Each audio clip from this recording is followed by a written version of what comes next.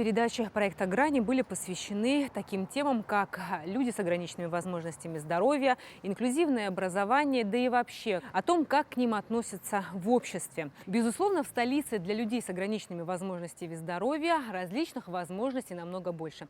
Но как обстоят дела за пределами столицы? Об этом и многом другом в новой передаче проекта «Грани».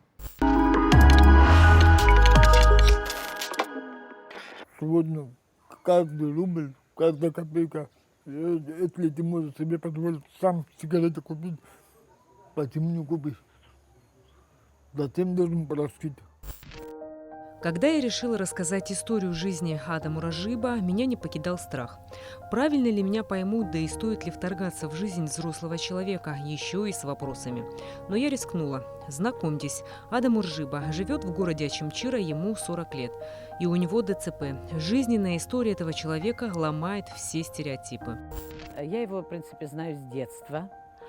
Но у него диагноз ДЦП с рождения, такой сильный диагноз стоит.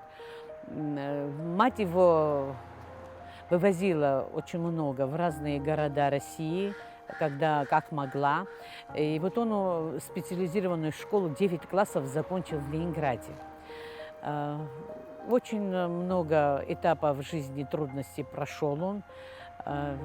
Может быть, это помогло ему, и он очень такой позитивный, борется с жизнью и всегда хочет изменить в своей жизни что-то к лучшему. И самое такое хорошее и интересное у него, что он старается изменить жизнь других детей с ограниченными возможностями и рассказывая им, какие трудности он прошел, потому что когда он учился в специальной школе, он был один, родителей рядом с ним не было, его оставили в этой школе, и он им всегда говорит: со мной рядом не было родителей, когда я боролся с этой жизнью, когда я становился на ноги. И это многих наших детей с ограниченными возможностями поддерживает. Те, которые не находят себя в этой жизни, те, которые теряются в жизни. Но Адамур очень сильно помог в этом плане нашим подопечным. Как не закрыться от общества и стать частью большого мира? Этим вопросом задаются многие, но не всем удается получить ответ на этот вопрос. Тем более, когда твои возможности ограничены физическими особенностями. Тем более машину знаю хорошо. Работал в Питере на автозапчастях. И потом мне понравился новый автосканер диагностический, мультимаратный сканер называется. Вот этим я заинтересовался, начал работать. Я его не учил нигде, я сам через интернет его выучил, как правильно с ним пользоваться, как что. Сегодня пришло время уже социализировать детей с ограниченными возможностями в общество. Если раньше родители прятали, стеснялись своих детей, сами же дети, они стеснялись то, что они особые дети, сегодня уже, слава богу, в интернете все есть. И мы тоже стараемся на протяжении 8 лет с помощью международной организации World Vision, с помощью наших друзей коалиции, с помощью наших друзей общественной организации АПСНА мы стараемся социализировать, как можно говорить о детей с особыми нуждами, их социализировать в общество. Наверное, только огромная сила воли и желание жить могут заставить встать на ноги и начать ходить. Первые самостоятельные шаги Адамур сделал только в 6 лет, но на этом он не остановился. Сегодня он работает и сам старается заработать на жизнь. Но самое главное то, что Адамур сам с нашей помощью, конечно, уже социализировался в общество, потому что у него родители помогли, купили программу. Эта программа называется «Диагностика машин». Но у него программа старая, она не все машины определяет. То, что он может делать, уже с города ребята, нет, с других городов, с Кварчели приезжают к нему. Он делает диагностику. Какие-то копеечки он получает, но он хочет расшириться. У него мечта иметь свой магазин, где центр диагностики имел бы, а также, помимо того, что диагностику будет делать машин, он хочет еще, чтобы масла для машин продавал. У него есть двор, у него был такой гараж, который был в аварийном состоянии, и он как-то разрушили недавно, очень болезненно переносит он это. Мы не можем ему помочь никак. он бы хотел этот гараж свой восстановить, и вот в этом гараже работать и не быть обузой для родителей. Он хочет зарабатывать сам себе на жизнь, потому что он говорит, я не хочу все время просить у матери на сигарет, на нужды, потребности, которые бы он хотел. На сламе, вы знаете как, это дело, чтобы открыть, это должно быть место, где его открыть, понимаете, где его открыть. Это нужен магазин нужен, а без магазина куда? Там, да, я, в принципе, могу у себя здесь тоже, вот, место есть, место позволяет тоже, но это уже не то. Вообще-то моя мечта была еще одна, это выучиться на хорошего электрика. Да, именно вот электрика. Диагностика это одно, а электрик это два, которые знают уже куда лезть. Диагностика, она просто убирает ошибки, все. Она не делает особого такого. Все, а там всякие датчики, всякие предохранители, хоть много чего. Это, руками не в порядке, понятное дело, не сложить, еще не туда долезешь, получится. Но я бы все равно хотел бы его выучить чуть для себя, чтобы знать электрику машины. При Очимчирском доме юношества есть реабилитационный центр для детей с ограниченными возможностями.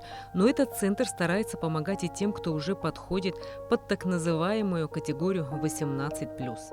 Есть взрослые, мы называем их 18+.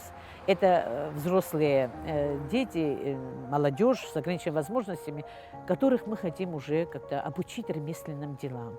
Нам необходимо, у нас есть, например, в моем городе есть 8 человек, которых надо обучить ремеслу. Мы, если их обучим, потом они обучат других, так они подтянут друг друга, и они будут в нашем обществе, они будут равны среди своих равных людей. Именно в Очимчирском доме юношества Адамур прошел компьютерные курсы, что позволило ему самостоятельно обучиться диагностике машин. На протяжении 8 лет, последние года, находится с нами при Центре развития детей Дома юношества. Мы обучали конкретно, его интересовало компьютер всегда.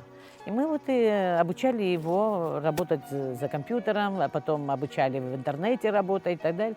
И тогда, наконец-то, стала сбываться его мечта. Он стал в интернете отслеживать программы, касающиеся машин, автомашин, потому что, чтобы наши школы, детские сады были подготовлены, адаптированы для того, чтобы особые дети с особыми нуждами имели доступ к образованию, доступ к учреждениям. Я ходил там на компьютерах, учился, там домой, позанимался, и после этого я начал вот так работать. В основном у нас пол Абхазии ездит на праворуких машинах, на японках. Вот. Японцы это другая уже нужна аппаратура, понимаете, это другой автосканер диагностический, именно на японку, который идет, у них отдельная программа, отдельный свой автосканер. Твое оборудование, какие машины позволяет смотреть вообще? Что ты можешь сегодня диагностировать? Европейцев, американцев, там, это, кроме японцев, англичанов хочешь этот год. Везде поехал. И в квартире, и туда, и туда. А так в основном приезжают свои, да, свои, понятное дело. С таким непростым диагнозом, как ДЦП, Адамур научился кататься на велосипеде. В этом ему помогла его соседка Саида Мухвари. Об этом он рассказал уже позже, после завершения съемок. Теперь его мечта – получить права. У него с детства мечта – это изучение автомашин, да вообще ездить за рулем. У него это такая мечта, которая пока не сбывается никак, и он всегда старается сдать экзамен, подать документы, но у него это не получается. Я очень люблю машину, которая мечта получить права, это два. Права не дают, но я все равно не даю. Я думаю, придет время, когда дадут. Это я тут не знаю. Помимо того, что руководство Чимчирского дома юношества заботится о судьбе своих подопечных, они стараются помочь и социально незащищенным многодетным семьям. В селе Тамыша Чимчирского района, рядом с республиканской трассой, совсем недавно появилась будка с надписью «Ремонт обуви». 16-летний Аляс и 14-летний Роберт Хаджимба работают обувными мастерами. Организовать им этот бизнес, приобрести необходимое оборудование удалось при поддержке движения «Матери Абхазии за мир и социальную справедливость». Все организационные моменты на себя взял Чимчирский дом юношества. И сейчас мастер по обуви безвозмездно обучает молодых ребят ремеслу. Я работаю по ремонту обуви уже 6 лет. Мне эта профессия нравится, поэтому я продолжаю. Почему я начал безвозмездно обучать подростков, ребят? Есть такое понимание, больше счастья давать. Мне сейчас не важно, что они там займут место, что у меня конкуренция будет.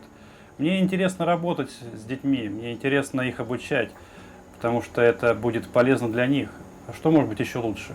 Наше государство, конечно, сегодня я понимаю, что государство не в состоянии помочь нам, но мы обращаемся все время, когда имеем возможность обратиться. Ну, первое, мне страшно было, первое я не мог делать. Потом я сделал, туфли сделал нормально. Сперва страшно было так, слегка. Потом я сделал нормально, понравилось всем. Мне нравится этим заниматься туфлями. Туфли делать, заниматься, шить нравится. Наше государство, единственное, нам дало безвозмездно на 49 лет свое здание, где эти дети все обучаются. И недавно Министерство социального труда и обеспечения взяло нас на финансирование. С 2017 года, с октября месяца, наш центр финансируется при поддержке Министерства нашего социального труда и обеспечения. Мы довольны, что они нас поддержали, потому что огромная работа проделана нами, сотрудниками Центра развития детей при Чимчирском доме юношества, при поддержке международной организации World Vision. А теперь не хотелось бы оставлять на полдороги этих детей.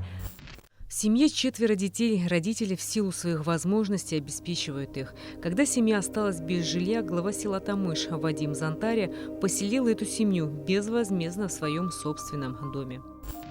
Этих детей она воспитывает почти одна. Муж помогает, но работы нет у нас. С Чимчири, что приезжал, их обучал. Дай Бог ему здоровья. Он в самом деле этих ребят обучил, еще 2 зантаревцев обучил.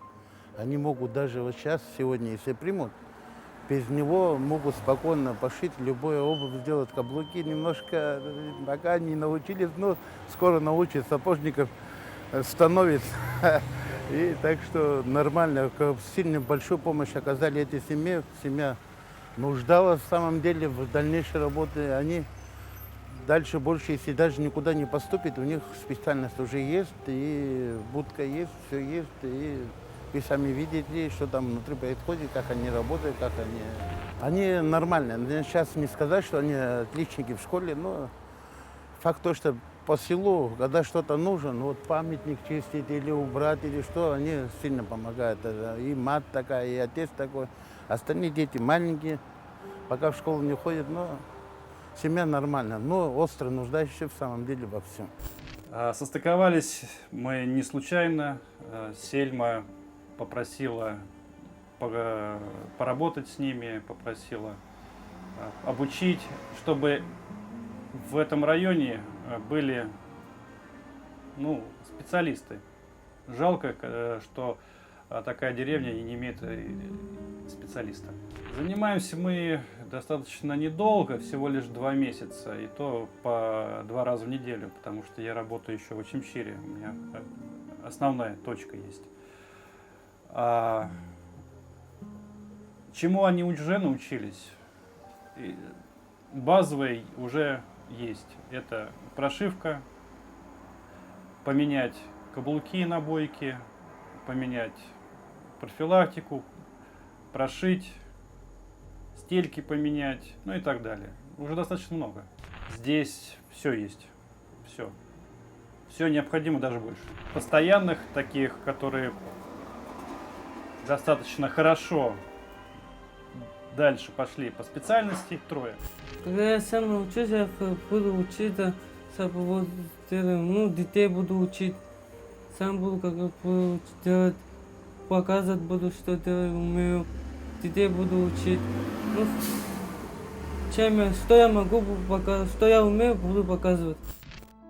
Ни для кого не секрет, что современная молодежь избалована, и большинство из них по окончанию школы вряд ли захотят обучаться обувному делу или какому-нибудь другому ремеслу.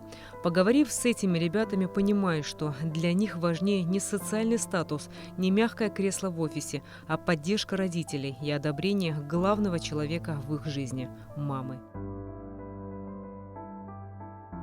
Я хотел, чтобы мама гордилась мной. Я хотел, чтобы чем-то я сделал, что-то я занимался. Что-нибудь я умел, просто я хотел, чтобы мама поняла, что я умею. Я хотел. И ну я хотел, чтобы мама радовалась мной, гордилась мной. У каждого из нас есть заветная мечта, а мечты должны сбываться. И пусть ограниченные возможности здоровья становятся безграничными. С вами была Рената Шакая.